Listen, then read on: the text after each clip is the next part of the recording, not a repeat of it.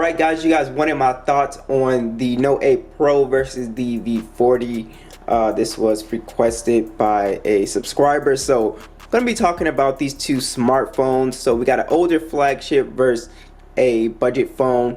Now let's start off with the price. So you can get a brand new Note 8 Pro right now for $205 on Amazon. I'll put the links down below, and you can get the same LG V40 for around that price of $230 or $220, but it's going to be the refurbished one like the one I have here. Now you can get a brand new V40 for $300, but you guys know how I feel about that. If you're gonna spend $300, you can honestly get a V50 for that price, brand new as well. So alright, so let's get into it. This is not really a easy decision. I can see why you would struggle with kind of choosing between these two phones. So let's go ahead and start off with hardware. So in the hardware department, we know that the V40 is going to be the more premium device. Now, which device looks better is really up to you, but I personally really like the look of the Note 8 Pro. Mostly this pearl white color is just really nice, and this phone feels super solid in the hand for $20 or $200. Now the V40 is a glass and metal phone, and the Note 8 Pro is a glass and plastic phone. So the rails look like they're metal, but they're actually plastic.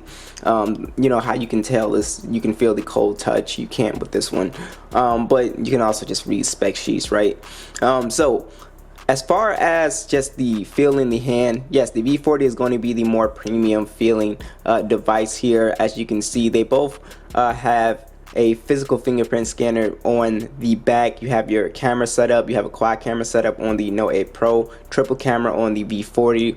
We go to the side of the device. You can see our power button, volume rocker on the Note 8 Pro, power button V40.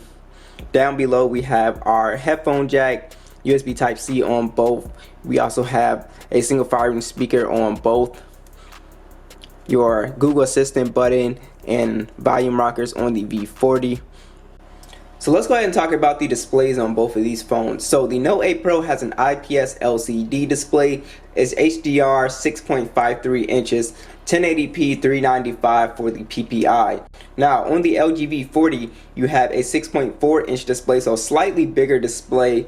It's a POLED HDR10 display, 1440p display, 537 for the PPI. So overall, the V40 is going to have the better display here, especially when it comes to just the blacks and the vibrant colors. You will definitely notice that on the V40 here. Now you do have a much bigger notch on the V40 as well, so that is something to note. You have a water drop notch on the Note 8 Pro, so if that bothers you, then you'll like the Note 8 Pro screen. But as far as the Note 8 Pro screen quality, I think it's still pretty good. It gives off some really nice colors. It gets pretty bright outdoors. It's not a bad display compared to the V40. It just doesn't have, it's just not as sharp, and obviously in you know, a POLED display is going to be better than, you know, an IPS display. So overall for image quality, the V40 definitely has a, you know, leg up here. But overall you really can't go wrong with both. They both have pretty slim bezels. Like I said, you do have that bigger notch up top on the V40, which you can kind of hide if you want to with the software. But as far as displays, I really prefer the V40 here. Now let's go ahead and talk about software. So this is very important when you're buying an older flagship. So with the V40, this phone shipped with Android 8.1 and it got Android 10, and I believe LG is going to leave it there. I don't believe this phone is going to get Android 11, so I don't have Android 10 on this one in particular because I think this is a Sprint model, and Sprint is just really messy with updates. But with the Note 8 Pro, yours is going to be unlocked, so it's going to be fine. But this came with Android 9, it got Android 10 with the latest MIUI, and I expect this to get Android 11. So you do have that advantage with the software. So you are going to get Android 11 with this phone. It's looking like you might not get Android 11 with the V40. So do keep that in mind for people that are really, you know, up in arms about having the latest software. But as far as the UI and experience, I found both of these phones to be very smooth. I know people complain about a couple little glitches with MIUI 12, but honestly, you can find that in any OS. As far as me, force closing applications, little stutters and stuff. That's with really any phone. You can find that even with flagship phones. So it happens, but overall, these phones are relatively smooth. So if you go ahead and bring up the Geekbench scores, we can get into that. So just talking about the processors real quick. So on the Note 8 Pro, you have the Helio G90T Mali G76 GPU, micro SD support, 64 gigs of internal storage, and 6 gigs of RAM. On the V40, you also have the Snapdragon 845 and Adreno 630. So on paper, it's still a slightly more powerful processor, but as you can see, this Helio G90T is not a slow processor at all. It's actually very fast and can play games on high, as we're gonna see. You have the Adreno 630, micro SD support on the V40, the same 64 gigs of internal storage and 6 gigs of RAM. So let's go ahead and run these Geekbench scores and see what we get. Alright, so as we can see on the V40, we do have higher scores on the single core and multi-core, but not that big of a difference on the single core, kind of a difference on the multi-core here. But let's go ahead and see how this translates to the real world. Do a real world speed test here. Go ahead and clear out all the applications. And let's go ahead and do Instagram. It looked like the Note 8 Pro might have got it there first, actually, but it didn't load this icon up, so I'm not sure. Yeah, so the V40 might have got it there. V40 Temple Run.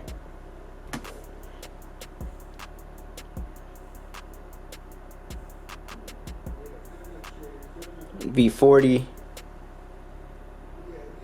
And then the Note 8 Pro. So as you can see, the V40 is still really fast, but the Note 8 Pro is really right behind it. Let's keep going. Google Earth. Note 8 Pro, got it there.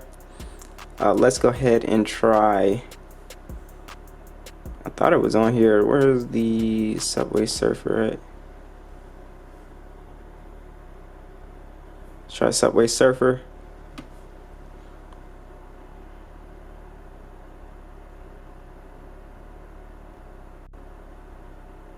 V40, and then the Note 8 Pro right after. So it's kind of back to back. The V40 seems to be faster 100% when opening games, but it's kind of like back to back with just your normal applications. Yeah, V40 and the Note 8 Pro. And this is what kind of happens to me on the Note 8 Pro. Sometimes you'll get like a delay that will like take a little bit longer with like a random app. So that could be a RAM management issue. I'm not really sure. But let's go ahead and get into PUBG and check out those graphic settings. Alright, let's talk about gaming. So we're in on PUBG on both. Let's check out the graphics. So you can see on the V40, HDR, Ultra for frame rates, HDR, Ultra for frame rates. On the Note 8 Pro, I can't go to Ultra HD on either. So you've got essentially the same graphic settings. So for gaming, you pretty much got an evenly matched phones here. They both are performing pretty much the same, both very smooth. So these are both still excellent gaming phones, and this goes across the board for all games. So whether you want to play Fortnite, Call of Duty Mobile, whatever it is, you will be able to do that on both of these phones at pretty much a pretty high settings. So you won't be able to max it out, but you will be able to play at high settings, which is really awesome. Alright, let's go ahead and check out these speakers and see which one sounds better. Starting with the V40.